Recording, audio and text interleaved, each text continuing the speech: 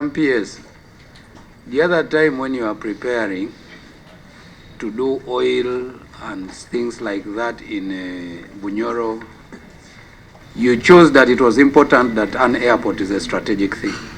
But now the minister here, the other day when we were in Kumi, gave us a report showing that there's a lot of oil, a lot of what, a lot of those things in Teso, including Sorot City. No. But you excluding Sorot City. Oh, Sorot district, where I come from. Sorot district, yes. Yeah, okay. But you see, Honorable Minister and PS, you didn't also put in the NDP4 that airport, for us we don't want you to construct like you've done in Hoima, to upgrade the East African School of Aviation to an airport so as to manage. You know, strategically it's the only one in the far east and northeast.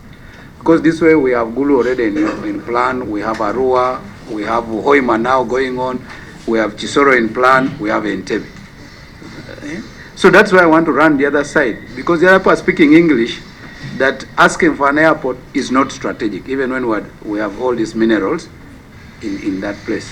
So at some point, as the PS is talking, I'm going to go back there, because I'm sure you and I know that it's very strategic to have an airport.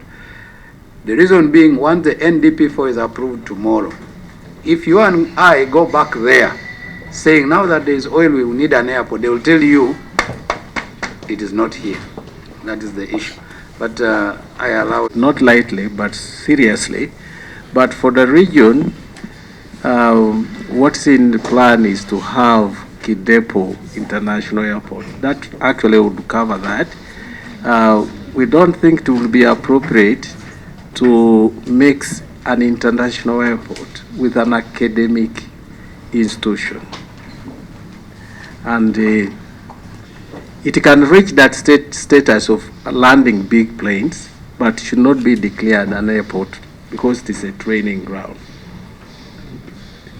Strategically, we can talk about it. Yes, thank you. This is Natural Resources Committee. Yes. Let us stick to natural resources. When we go out, we shall start. So that's okay. We shall join hands. Yeah, please allow my permanent secretary. But Chair. As government, we always set priorities for each financial year. And if they are going to give indicative planning figures for ministries, then they should align these figures with the priorities we have for the year. It should have had sufficient time so that the various sector clusters or programs should have been sent to the sector committees. We interrogate them where probably we think that together with the sector agency or ministry, we think we focus here or the other. Because I know that NPA is not the ministry or the sector, whatever. They believe their work is to prioritize and place what they think is more crucial for the development of the country. But unfortunately, Budget Committee says they don't have time for the NDP4 scrutiny to come down to sector committees. So that is I am as persuaded as you are, but a basis for determination of what we are discussing here, which will definitely be a problem, because once something has not entered there, we wait until the next 5 years. So next term of, that's why, it's as difficult as that. What? Thank you very much, Chair. You know, Chair, this is a very sensitive concern. The Minister, I want to thank you for the report and a very elaborate report. But now, many of the issues that you're bringing back to us with the competence that we have, the fights that we have time and again put in, have generated positive results. However, now, we seem to be seeing withdrawal of our effort and going back to the other side where you're saying you've wrestled well and we disappoint you here. We are already even worried. We are worried. We know we shall do what we can do. But now, if we cannot have what we want harmonized with the NDP4 for the next 5 years, we are going to flog that very horse you are talking about.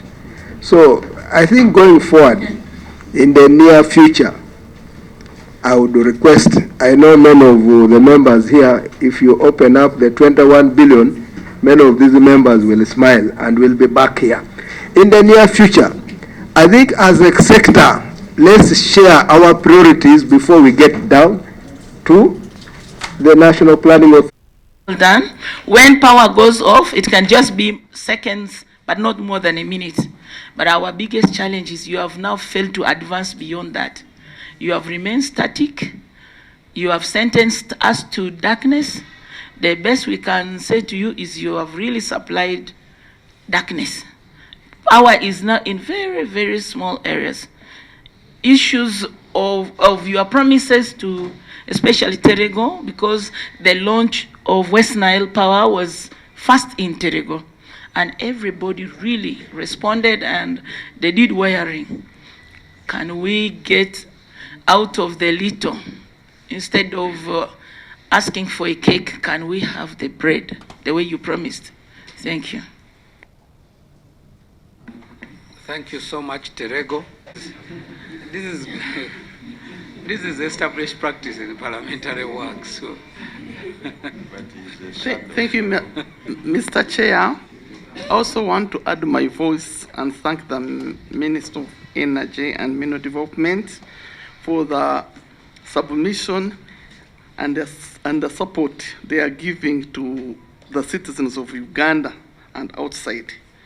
When the minister was presenting, I picked his emphasis on export of power to neighboring countries. And it was like the major challenge he's facing. But we have potential consumers who are also crying here. And they can be able to pay revenue to add to our resource envelope.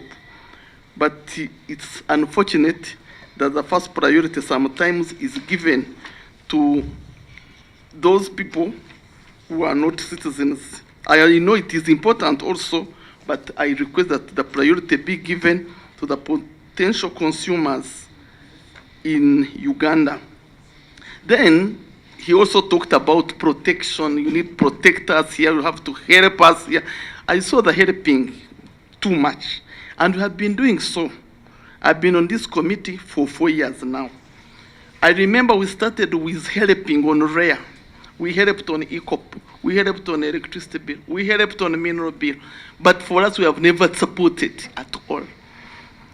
When we compare ourselves with other with other committees, even those committees we think that they are small, at least their sectors have helped them somehow.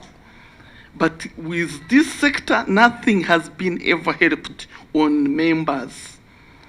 Mr. Chair, you can even make a research. We have our colleagues. You find at least in agriculture they are getting pigs. In what they are getting this, here they are getting, but in energy, we have never got anything to support us, not personally, but to support us in what we are doing, so that we can also get the energy to support and push up, as we have been doing. I'm requesting that at least these are 4 years. Here we can also appreciate that there is too big budget cuts. But we also want to really work together and help ourselves. Because Kayondo is trying to divert me, but I want to let you know that we have been doing it since at least this term began. And secondly, Mr. Chair, I'm supporting you. All of ministries have budget cuts, but they support their members. Exactly. Thank you so much. And maybe secondly, which is finally, I belong to a district that has mineral sites, as you are aware, in Mitoma. These mineral sites, they are in sub-counties where there is no power. It hurts people to see some light in the mineral sites there, when even the sub-county sub-county headquarters have no power. It hurts bigger when the same trucks that carry minerals to Nakaseke, Kapeka, they destroy bridges, they destroy our roads. Today morning, that is why I was not happy. That is why I tried to help to put back the culverts in a certain bridge that was destroyed. And now the bridge is back. It is also destroyed again, maybe because of rains. And it is bringing me problems on all media houses. They are talking about now Juliet's bridge. It's like, I helped, but now it's on me, on my head. So I request the ministry, if all other things fail, these sub-counties where we are getting minerals, let them at least have some few kilometers of power. They are not benefiting anything from minerals. Now at least they also need at least some 5 kilometers around, so that at least you can have where to begin from when we are supporting you. Last Christmas, there was rain, in some places. I was at home. Do you know, imagine the drivers carrying all our phones. I don't have power myself to put in a trading center somewhere, and they see a driver waiting for phones to charge because the solars could not charge enough. So I request really, you come to our rescue as we also come to yours. Thank you so much. May God bless you. Thank you, Bashisha. And appreciate the submission that has been made. First of all, an observation, the 60%, Honorable Chair, that was presented, having been connected in this country, we still doubt whether we have reached that percentage. Looking at the gaps that are still existing. I just have the good news that, I'm happy about the good news where the minister is confirming that we shall have the first oil produced this year. However, like I also hinted on yesterday, Mr. Chairperson, the issue of the existence of the mineral resources in northeastern Uganda. TESO people are very excited about this. And I really want to plead with the ministry to give us the clear talking points about it. Especially it is worse on our side where they know that Honorable Rico is the chairperson, Honorable Kasa is the minister, Apolot is a member, Ikojo is a member in the Natural Resources Committee, and we are not anywhere even on radio to clear some of the statements that people are making. It's a very serious issue in Iteso, and we wanted to have this so that we are able to explain to our people. Now, I thank the ministry because I returned from the village yesterday, and I witnessed poles being erected, electricity poles, now to connect Omatenga landing site. I hosted the Minister of Energy, but I want to tell you, Mr. Chairman, Kumi is suffering a lot. Even where the destructions, the vandalism has been done, no repairs have been made. It's a very serious issue. I shared with the minister one time, highlighting all the areas that were affected, but up to now, the minister has not done anything to correct. And the perception of the people is that once you are the ones with the minister, then everything is what? Is okay. I want to quote the scenario in Kanyimu County where we have a number of maize mills, money that was given by government, but as we speak now, they are not doing any work because they are lacking power. And I remember one time still I presented that request that why don't we go and really visit these sites and see where the challenge is. I imagine it could be a small what? A small problem, so that these maize mills can begin doing work, so that we realize the value for money. Mr. Chairman, in Parliament there was a debate about the loan that Parliament approved to enable very many connections. And I remember the Speaker made a statement and said, let there be, first of all, clarity on that money before we appropriate more. So even as the Minister and the PS are saying we need money, first of all, give a statement to Parliament. How have you used that loan that Parliament approved to enable connections? Remember the gift you gave us one time, the 200. You remember, Madam PS? People paid money. Up to now, even those who paid the 200, they have never been connected. Why are we still having poles standing for 10 years and we cannot connect? Even as we talk about the shortage of money, it would be better if the ministry reported and said, out of this allocation, we have been able to sort out 3, 5, 7 districts, than just asking for more when we are not very certain about how you have utilized the other one. Finally, Chair, I made some write-up and I am happy the ministry responded and some surveying was done. Like Honorable has said, I am one of those without power in my home, and it is a shame. Those areas that were surveyed up to now, including the schools, I'm one of those who has started a skilling center. But now my people want to do welding and the rest, you know, advancement in tailoring. I cannot do it. Yet we made a request. I talked to the minister and said, why can't we connect power to some of these schools that really need it seriously? Once you survey, people remain there knowing that the next is connection. Maybe I'll have time to come and give you the details of all the surveyed areas, and this is within the what? Within the municipality. So when we talk about success in PDM... But you've heard.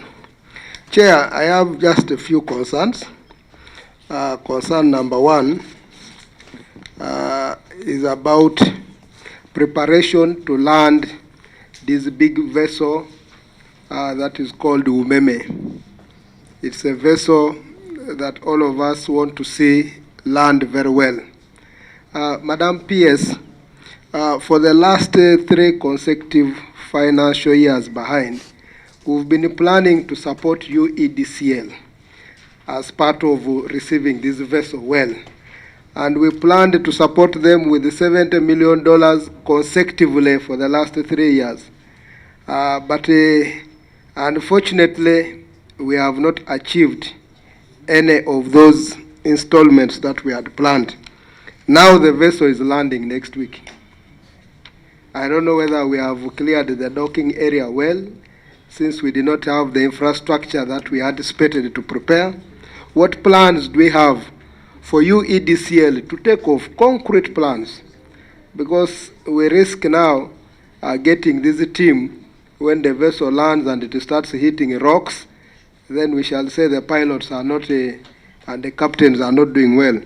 What plans and assurance do we have now that the country can get that the $70 million they have been expecting for the last 3 years consecutively, amounting to 210, that has not come, will this time come and enable us to create some comfort to UEDCL that is taking over the network, and also other networks that they have already taken over, to support them as part of their development fund. So maybe we would need that assurance for their sustainability. I am aware the regulator is looking at the tariff, but there is need to have some development fund like Umeme has been doing. And also, Chair, if it happens, if the plans really happen, you will recall that Umeme has also been at our comfort doing some of those short lines. And maybe that also takes me to engineer's era. What plans are there for projects that were approved by your sector for implementation by Umeme, which remained hanging since the implementation time became challenged? And if any, we can also get comfort on those if UEDCL starts, and then you listen to the tears and cries of the house here. Then number 2 is on minerals. Madam PS, I want to thank you for the report you gave, especially on the iron ore. But we have also been having information circulating that you need to validate, that from the time we stopped the artisanal miners of iron ore, the price of iron ore was actually about $40, $34 to $40 per ton. But when we got the few that are now having the concession, it has dropped to about $5. And we don't know whether there we have benefited, or maybe we could have done a little better.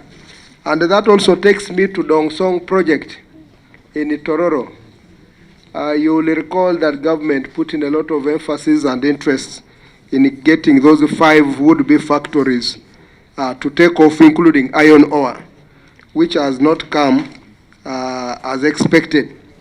What plans are there to support the current investor as they had requested for capitalization through government hand, or maybe any other would-be investor to take over there if government cannot support this one who is there, in order for us to benefit from the many programs. It speaks very much like the prophets of the old days, parables and what, and those things. 5. Now, starting with the budget performance for 23-24, we have summarized the performance, and at 88.23, there were aspects to do with pensioners under wage. These are UEB pensioners that are going through a verification process, and that's why we didn't hit that 100%. So, Honorable Chair, I request that the members appreciate that on page 11 of the document, the performance for financial year 23-24.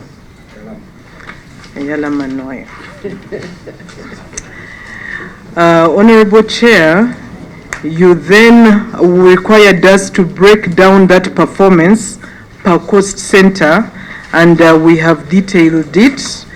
And then we go through page 12, 13 at different levels up to project level 14. On page 14, we have the half-year budget performance for 20 financial year.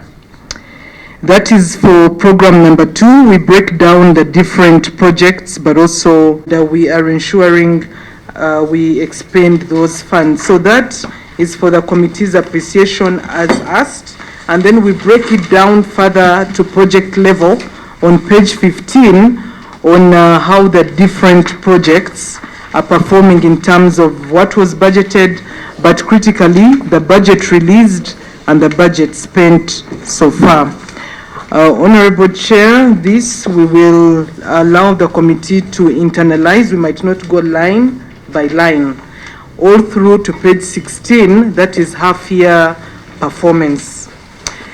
Now, Honorable Chair, allow me to then focus on issue number 2, which will tie in with the Honorable Minister's presentation, which is the overview of the proposed budget for financial year 25-26. That is page 17.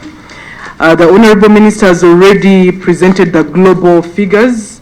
In this section, we will break it down further.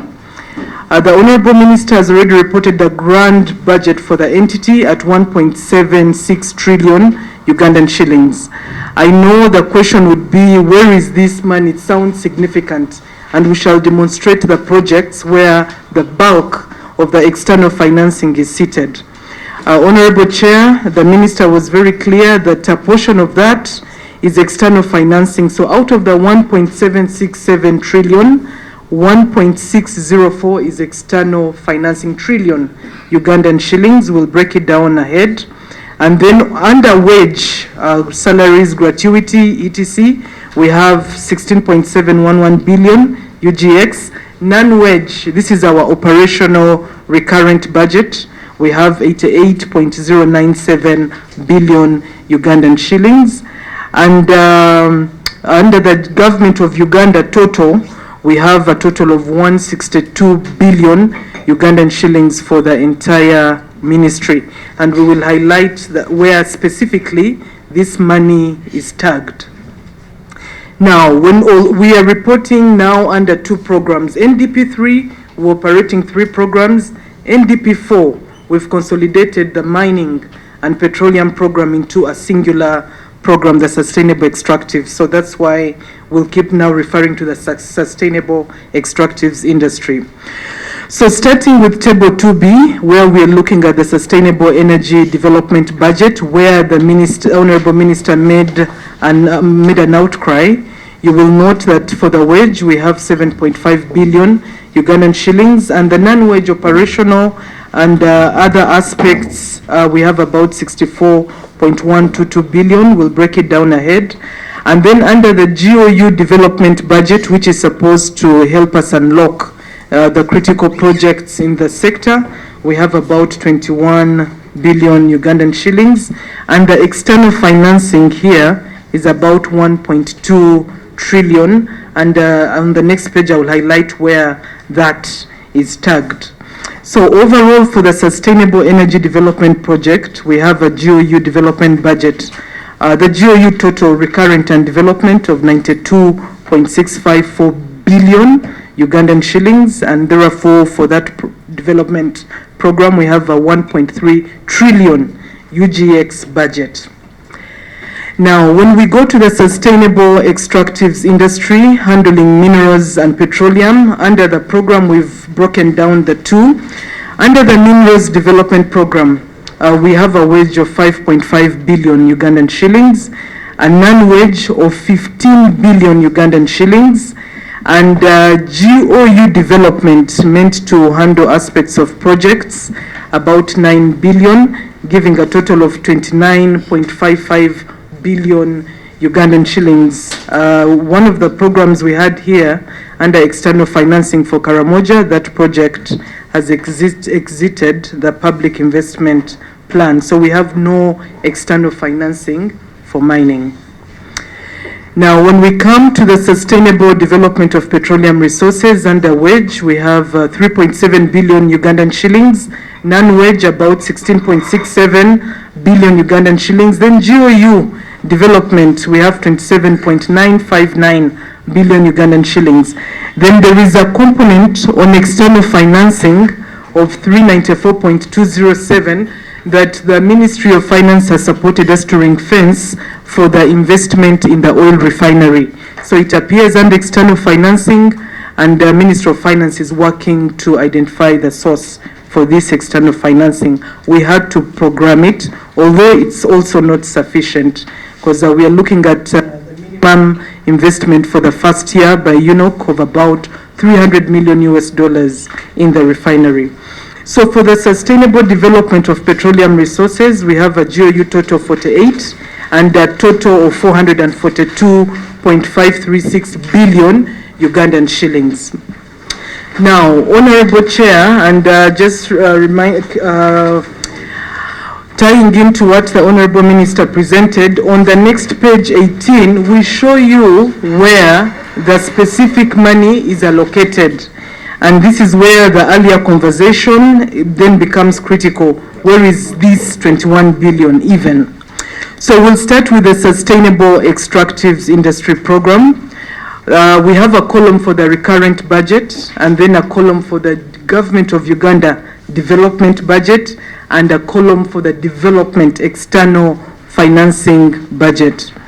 So right at the top, under the Geological Survey Department, we've allocated a recurrent.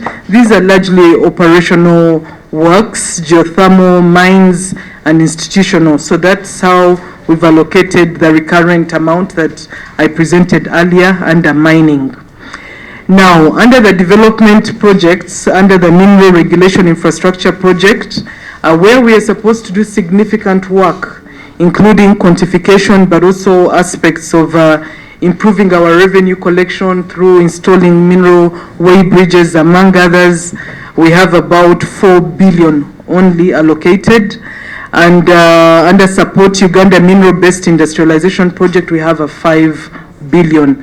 That then shows you where the 9 billion under GOU development is allocated for minerals, a significant gap. And you will note that at this point, the National Mining Company has not been catered for in terms of its capitalization. Honorable Chair, when we come to the Petroleum Exploration and Development Program, under the downstream aspects of fuel supply, this is more on the regulatory side for the ministry. We have 4.884 billion recurrent, the upstream about 7, midstream about 4. And then we are running a liquefied petroleum gas project where we are injecting gas cylinders into the population to drive the clean energy initiative. We've allocated a 15 billion so that we deal with all these directives to stop cutting trees for fuel wood and charcoal, among others. Is it sufficient? No, because we even have a new commitment. We entered an agreement with a company called Global Gases, where we require much more than that. Then the midstream infrastructure project that is supposed to support us conclude the acquisition of oil leaves for the refined products pipeline from Hoima to Namwabula and PG. We have allocated about 12 billion, but we have a shortfall of over 50 billion to conclude that project to be able to unlock the oil refinery project. Now, what you're seeing under development is what I referred to earlier. Finance has made this, it's a holding place for UNOX equity investment in the refinery of about 395.214 billion Ugandan shillings. Now, Honorable Chair, this brings us to Program 8, the Sustainable Energy Development. And Honorable Angura was indicated when we come to the details, maybe we will give some hope. We will endeavor. Under the Sustainable Energy Development, this 21 billion, Honorable Chair, and this is where the concern is, as also highlighted by the Honorable Minister, this amount is driving the entire energy program.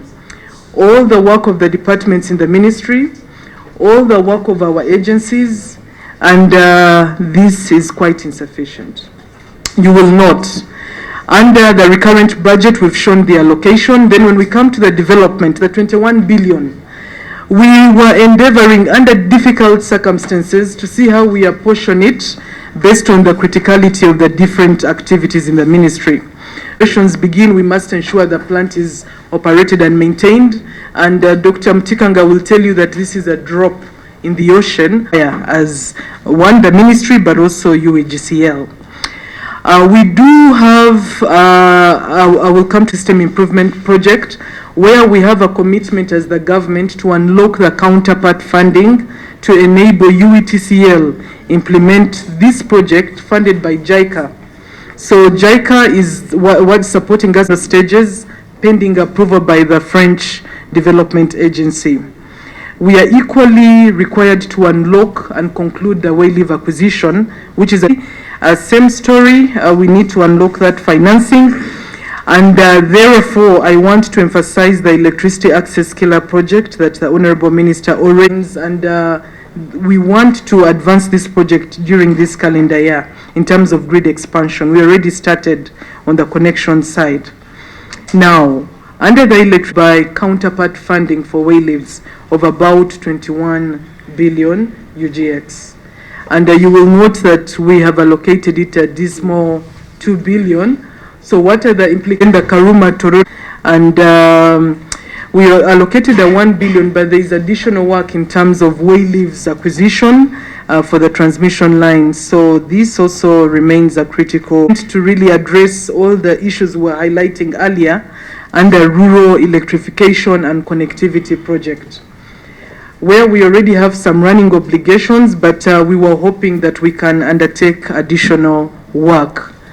Now, Honorable Chair, this project is allocated 1 billion. It is peanuts. It can't do much. So we continue to engage Ministry of Finance in this regard. It might not feature in the budget, but there is a process that Ministry of Finance is undertaking, and it will be, they're looking at the best way to mobilize this money, and at an appropriate time, they will interface with the relevant committees of Parliament, and then, of course, Parliament for approval.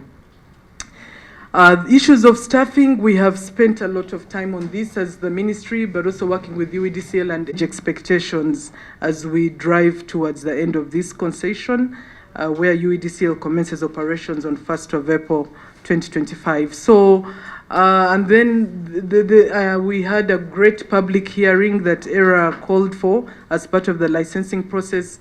We were also able to hear from other parties other than those in the issue or in the business, and we also appreciated their issues, including contractors that work with Umeme, They were worried, will they continue in the business? And we did indicate the business will remain, and to the extent possible, UEDCL will continue to engage them. UEDCL has completed the update of the technical details of their asset register, so they currently have a good grasp of where the different assets are located, and the review of the completeness of the asset register is ongoing as part of the special audit by OAG. So there's been a lot, including ICT, like I indicated, on how the two systems of UMEME and UEDCL interface, and these are details we can engage on. Honorable Chair, you then asked a critical question on the distribution network where you indicated. So far, we have had a good start of our interaction with the Committee on Environment and Natural Resources of Parliament, where we are presenting our budget framework paper for the financial year 25-26, and aligning with the National Development Plan 4, which is starting its cycle running through 2029-2030. So running from 2025-26 to 2029-30, we have made a number of commitments in the sector. And in the interaction with the committee, we have emphasized the commitments around the sustainable energy development, where we want to support to drive the access to electricity levels, to ensure that we achieve universal access. As many Ugandans as possible have access to electricity. Today, our access rates are at about 60%. Our ultimate target is to ensure we drive this to 100%. And that's why in the committee we were emphasizing aspects of funding, generation, transmission, but critically distribution and last mile connectivity. But as we drive the access rates, we are keen to focus on impactful areas, industrialization. In our budget framework paper, we have committed to ensure we support industrialization of a number of cities, but also a number of manufacturing centers. We want to extend electricity to a number of industrial parks. We've worked with the Uganda Investment Authority and identified them. We have a specific project that is focusing on electrifying these industrial parks. And in the committee, we were discussing the need to then prioritize the counterpart government funding to be able to unlock the external financing for purposes of electrifying these industrial parks. Critically also in the committee, we were discussing aspects of the transition. UMEME's concession is coming come March 2025, and the Uganda Electricity Distribution Company Limited will commence the operations of the UMEME concession on the 1st of April 2025. So in the committee, we've emphasized our preparedness to undertake this obligation, where we have worked for the last 2 years following the decision by Cabinet to ensure that UEDCL is prepared in several ways. Number one, is prepared in terms of its technical operations, ensuring that we have the right staffing, ensuring that we have the right recruitment strategy that will ensure a seamless transfer and therefore post-concession management come 2025 1st April. The other aspect we've discussed in the committee is the financing. As UMEME winds up, we have 2 or 3 aspects of the financing. We need to ensure that we are able to settle UMEME for any amounts that they will not have recovered, because they recover their investments through the tariff, but as we wind up, there will be those amounts that have not been recovered. Because as we speak, UMEME continues to invest. Now, for those, we have discussed with the committee the fact that the Auditor General is supporting us in undertaking a valuation exercise that will give us the gross or ultimate buyout amount, and by the time we start the next month, we'll be aware of the exact amount. Right now, we are dealing with estimates that will be finalized with that audit. But also, we informed the committee that we've had good discussions at cabinet level as the ministry, but also with the Minister of Finance to ensure that this amount is prioritized. And finance is already in the process of mobilizing the amount. The other aspect is the investment UEDCL requires to ensure that the concession is operational and that we keep the lights on, and we have informed the committee that we've already engaged Ministry of Finance to source for funding ranging between 50 to 70 million US dollars that is needed initially to ensure that UEDCL is able to take off and be able to operate this concession. Now, the other aspects we've discussed are under what we call the Sustainable Extractives Development Program, because under NDP4 we have consolidated the minerals program with the petroleum program to create a single program called the Sustainable Extractives Development Program. So for this, we had points of emphasis. We've emphasized the fact that on the petroleum side, we are moving steadily towards first oil production. We informed the committee on the progress we are seeing in the upstream, that is Tilenga, where we'll be producing about 190,000 barrels per day of crude oil, but also Kingfisher in the south of the Albertine Graben, where we'll be producing about 40,000 barrels per day. So we informed the committee that the progress of the works on ground are going well. The progress is good, and we are really on track, despite the different challenges that any project will encounter. We also informed them of the ECOP, where we are equally seeing progress with about 1,100 kilometers of the pipes required to lay this ECOP already in Tanzania for coating out of the 1,443. So you can see that about 3/4 of the required pipelines are already within the region, and we are now moving on to ensure they are coated, welded, and then we continue with the laying of these pipelines. So the committee supported and noted this progress and emphasized the need for us to progress and ensure that this first oil target is achieved. We also emphasized, still under petroleum, on our commitment to continue bringing on board additional resources. We informed the committee of our ongoing work in Hoima Basin, but also Lake Choga and Kadam Moroto, where we are exploring for additional resources, and the fact that we are now opening up those areas for additional exploration licensing. And they completely supported it. In fact, the committee has emphasized the need for us to then continue working with the Ministry of Works and Transport to ensure that, just like we did for the Albertine Graben, we plan for the infrastructure in these other areas, Choga, but also Kadam Moroto, and it is something we are already engaging Ministry of Works and Transport on. On the mining sector, we emphasized, of course, the government's commitment to ensure we continue to increase revenues from the mining sector.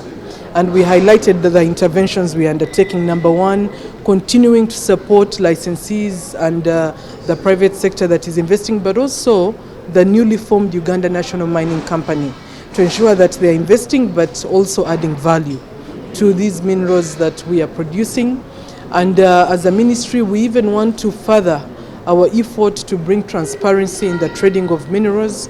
We intend to set up mineral markets where minerals can be traded really transparently, and that way we also deal with the challenges we are seeing of some people being scammed, etc., by having designated centers for mineral trading. The committee has emphasized the need for us to continue engaging Ministry of Finance to enhance the financing for the mineral subsector, well noting that the mineral subsector alongside oil and gas are among the earmarked ATMs: agriculture, tourism, minerals, including oil and gas, but also science and technology.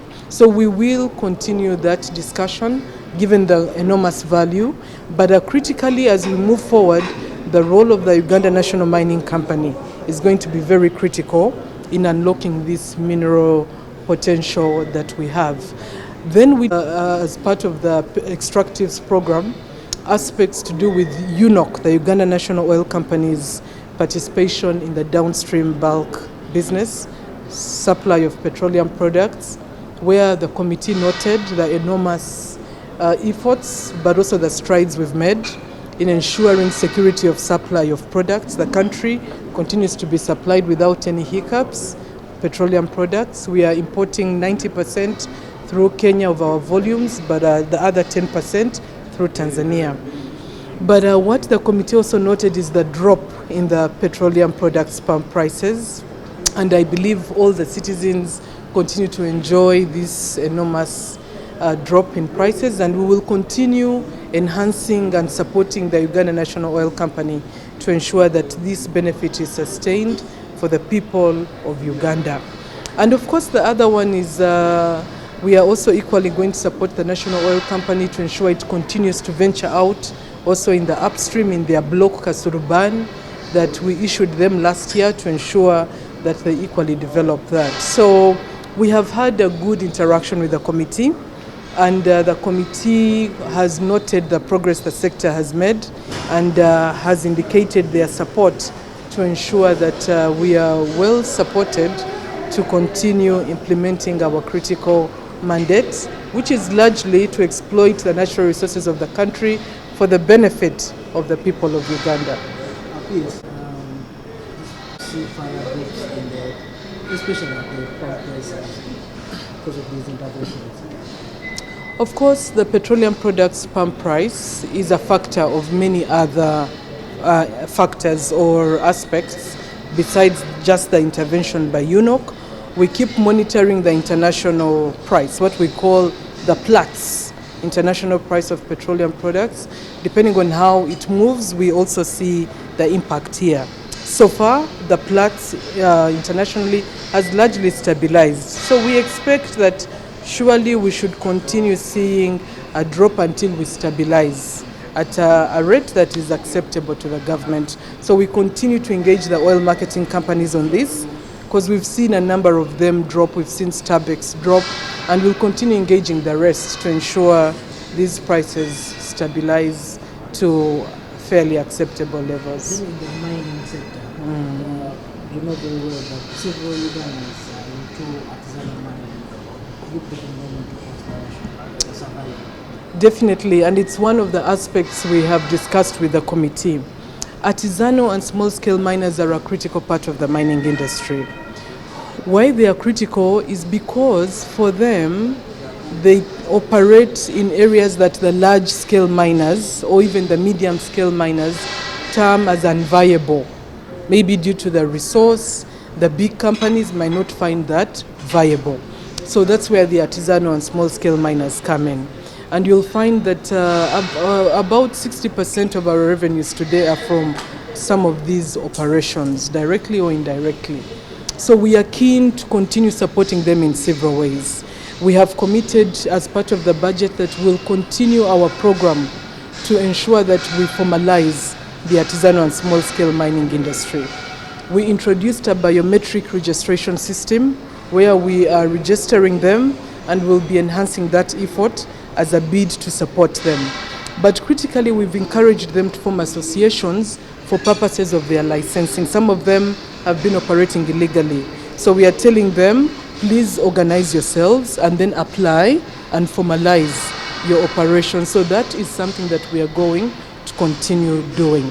We even stretch, working with some of our partners like UNDP, we go in and we sensitize them on issues of health, safety and environment, and ensure that they are working in an acceptable workplace environment.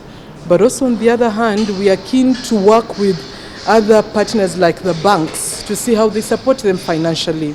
Most of these artisanal and small-scale miners are initially low earners, low-earning businesses, and they need support in terms of financing to be able to undertake their operations. So we will continue interfacing with the banks to help them appreciate this business and how best they support these artisanal and small-scale miners. But critically also, we want to ease in the licensing process for them. We are looking at the requirements and ensure that the licensing process really is supportive of their operations. For example, we have a cadastre system that we operate. They are able to apply online. That will make their operations easier. But two, we are looking at some of the requirements. We require of them to have a comprehensive environmental social impact assessment. And sometimes some of them are operating in very small areas. So we are working with NEMA to see what the middle ground is for an acceptable environmental compliance requirement that fits the size of their business. So really, we will continue supporting them because of what I indicated. They largely go to mine where it's mostly not viable, and we want to exploit that resource. How do you find out if Mume is exiting? But there's been facing challenges of power theft. How is you this year overcome this issue? It's one of the major causes of losses. Yes. So the issues to do with power theft are equally high on our agenda, to the extent that we've constituted a joint technical committee where we bring in the security organs, but also all our MDAs and Ministry of Trade and others to be able to work out solutions. Now, one of the solutions we are looking at is the technology. We continue to enhance the technologies we deploy. For example, having meters that cannot be tampered with, so that we are able to, on the technology digital side, address issues of power theft. The other one is a lot of public awareness. We are helping the country appreciate that it's not in their interest to really steal this power. At the end of the day, someone will pay for it. And of course, the country will then have to find a way of meeting that gap in one way or the other. So we are doing a lot of public awareness. But critically, we've also encouraged community reporting. We call it community policing. In the event that they see anyone tampering, anyone trying to steal this power, to notify the relevant authorities, notify the companies. We are expanding our presence in the districts. UEDCL will have offices in most of the districts, so there will be a helpline. And there is already a helpline where one can call and make this notification. So we will work from a multi-pronged approach to ensure that we continue to deal with the issue of power theft. But digitization, smart solutions on the grid will be our ultimate solution. Okay, in terms of the asset value, we will, following this process, because this process is largely to evaluate and arrive at a buyout amount to support the exit of Umeme, and then we will again do an valuation of the asset for purposes of arriving at the ultimate cost. But today, in terms of what Umeme has invested, we have reported in the committee, and it's documented. They have so far invested about $698 million, as already verified by the Electricity Regulatory Authority about. But there is still a portion that is undergoing verification, about $53 million. So you can, depending on how the verification goes, that amount of investments made could go up. And then we have investments that Umeme is making today, as we stand here, although minimally, that will also be added. So at the end of March, we will then have the overall exact investment, and therefore, ideally, the asset value. But we will do another overall audit to understand and appreciate the ultimate asset value.